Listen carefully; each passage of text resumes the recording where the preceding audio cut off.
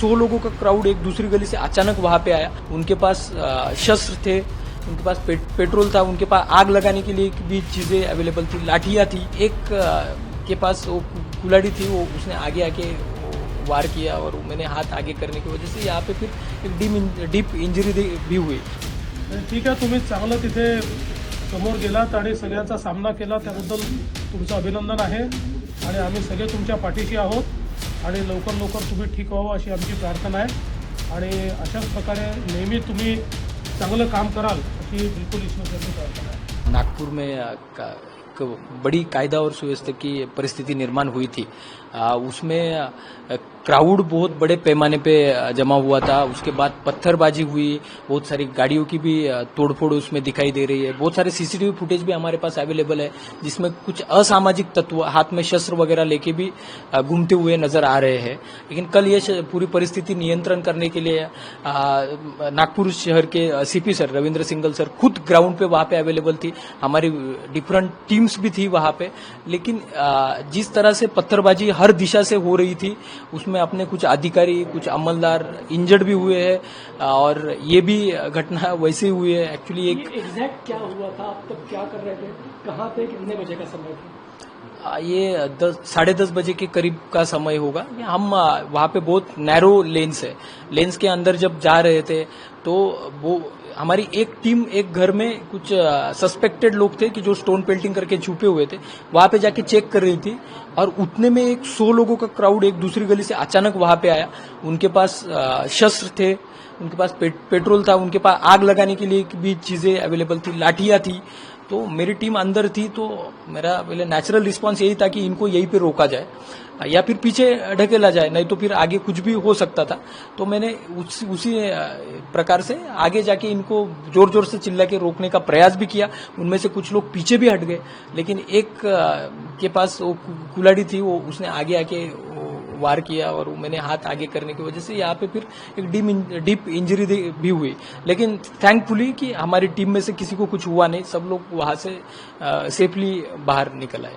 वो जो मॉब था, वो क्या आपको लगता था ये पूर्व नियोजित उनका पूरा ये एक तरीके से प्लान था, ऐसा आपको लगता है? जब हम वहां पे गलियों में अंदर जा रहे थे तो हर गली में बड़े पैमाने पे मॉब दिख रहा था और कुछ पैमाने पे ऊपर से, बिल्डिंग के ऊपर से भी पत्थरबाजी होते हुए दिख रही है। और बिल्डिंग के ऊपर पत्थर कैसे गए, ये तो पहला सवाल उसमें आता है। तो कुछ लग तो रहा है इसमें प्राथमिक दृष्टि की कुछ ना कुछ इसमें नियोजन हो सकता है, लेकिन अपने इन्वेस्टिगेशन का पार्ट है वो, उसमें सारी चीजें क्लियर होगी। सोशल मीडिया भी चेक किया जाएगा, क्योंकि बहुत सारे सोशल मीडिया पे भी मैसेजेस वायरल हुए थे, वो ऑलरेडी हमने वो एविडेंसेस गैदर किए हैं, तो वो सारी चीजें क्लियर हो जाएगी। उनका जो टारगेट था वो उनका अपोजिशन था या फिर पुलिस थी? तो जनरली जब मॉब इकट्ठा होता है तो उनका एक सामने कोई मॉब हो वो टारगेट रहता है। लेकिन कल का जो दिख रहा था उसमें ऐसा लग रहा है कि उनका थोड़ा वैंडलिज्म किया उन्होंने, गाड़ियां तोड़फोड़ की, और उसमें जो असामाजिक तत्व थे वो पुलिस को भी टारगेट कर रहे थे। उनको जल्दी आइडेंटिफाई किया जाएगा कि अपने पास फुटेजेस अवेलेबल है और उनके ऊपर स्ट्रिंजेंट लीगल एक्शन भी ली जाएगी। ये पूरे वाकये के बाद खुद सीएम ने आपसे बात की है, आपके धाड़स की तारीफ की है। सीएम ने क्या कहा आपसे और कैसा महसूस करते हैं? सीएम सर ने कॉल किया था, उन्होंने तबीयत के बारे में भी जानकारी ली और उसके साथ ही उन्होंने पूरे नागपुर पुलिस की प्रशंसा भी की है। उससे डेफिनेटली नागपुर पुलिस का और इन जनरल महाराष्ट्र पुलिस का एक कॉन्फिडेंस बढ़ने में मदद होगी और इसके आगे भी फ्यूचर में हम ऐसे ही करेजियसली काम करते रहेंगे। नागपुर पुलिस के जोन 2 के डीसीपी राहुल मदने जी हमारे साथ बातचीत करने के लिए। सर, अभी क्या सिचुएशन है? अभी भी कर्फ्यू लगा हुआ है, क्या कोई रियायत दी गई? नहीं, अभी कंटिन्यू कर्फ्यू है जब तक सिचुएशन तो अभी नॉर्मल है, अंडर कंट्रोल है। कल भी कोई ऐसी घटना घड़ी नहीं कि कोई दिक्कत खड़ी नहीं हुई, लेकिन हमारे फिर भी हम केयर कर रहे हैं कि अभी घटना ना हो। सिचुएशन हमारे पूरी कंट्रोल में है और संचारबंदी कंटिन्यू है। एहतियात बरतने के लिए सिचुएशन तो आपने इस समय कर्फ्यू लगा रखा है, लेकिन क्या किसी तरह की छूट दी गई है? अभी तक किस प्रकार की छूट नहीं, सिर्फ इमरजेंसी जो मेडिकल कॉलेज और उतने छूटे और पूरे ट्रैफिक यहाँ की बंद की गई है। अभी फिलहाल अरेस्टिंग आप लगातार कर रहे हैं, आइडेंटिफाई कितने लोग किए गए हैं और किस तरह से सीसीटीवी की जांच? नहीं, उसके ऊपर तो हमारे अलग अलग टीम वर्कआउट कर रही है।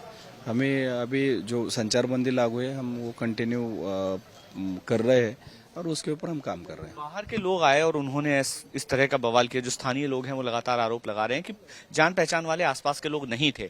तो क्या आपको लग रहा है कि षड्यंत्र इस पूरे घटनाक्रम में देख रहे हैं आप? उसके ऊपर तो हमारी इन्वेस्टिगेशन टीम काम कर रही है। इन्वेस्टिगेशन के बारे में हम वो नहीं बता सकते कि वो अलग टीम काम कर रही है उसके ऊपर। एटीएस और दूसरी जांच एजेंसियां जो है सेंट्रल की एजेंसी हैं, क्या उनका भी इन्वॉल्वमेंट या उनकी भी मदद ली जाएगी? नहीं, उसके बारे में पता नहीं। अभी फिलहाल जितने लोगों को गिरफ्तार किया गया है कोर्ट में आप उनको पेश कर रहे हैं, क्या अभी फिलहाल पूछताछ में सामने आया?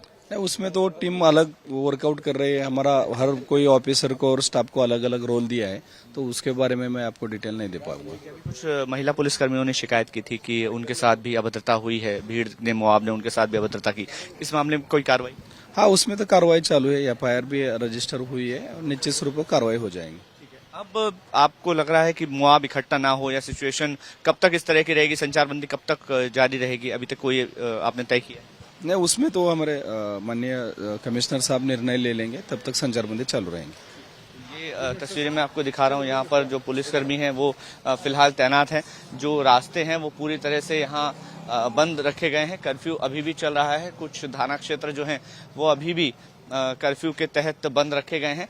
ये तस्वीर मैं आपको दिखा रहा हूँ, ये चिटनिस पार्क का पूरा एरिया है और यहाँ से ये पूरा जो विवाद है वो शुरू हुआ था। यही वो चौराहा है जहाँ पर 17 तारीख को मुआवजा इकट्ठा हुआ और एक अफवाह फैलने के बाद धीरे धीरे आग सुलगती गई। जगह जगह पर नारेबाजी हुई, पहले विवाद हुए, फिर पत्थरबाजी शुरू हुई। पत्थरबाजी होने के बाद वहाँ पर पेट्रोल डालकर आग लगाई गई, कई गाड़ियों को भी जलाया गया और उसके बाद पुलिस ने मोर्चा संभाला। इस पूरे क्षेत्र में कर्फ्यू लगा दिया गया है। जो 13 थाना क्षेत्र हैं वहां पर कर्फ्यू लगाया गया था। अब धीरे धीरे उसमें ढील भी दी जा रही है, लेकिन कुछ क्षेत्रों में अभी भी इंटरनेट भी बंद है, साथ ही साथ कर्फ्यू को भी जारी रखा गया है। पुलिस अधिकारियों के मुताबिक अगले आदेश का इंतजार है, लेकिन इस पूरे मामले में एटीएस को भी इन्वॉल्व किया जा सकता है, ऐसी भी जानकारी सामने आ रही है। हालांकि इसका निर्णय शासन स्तर पर लिया जा रहा है।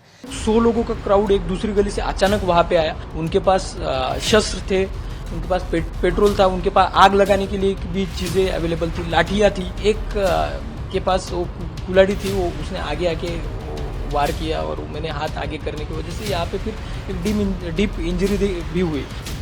ठीक आहे, तुम्ही चांगलं तिथे समोर गेलात आणि सगळ्याचा सामना केला, त्याबद्दल तुमचं अभिनंदन आहे आणि आम्ही सगळे तुमच्या पाठीशी आहोत आणि लवकर तुम्ही ठीक व्हावं अशी आमची प्रार्थना आहे आणि अशाच प्रकारे नेहमी तुम्ही चांगलं काम कराल अशी बिलकुल ईश्वराची प्रार्थना आहे। All the best.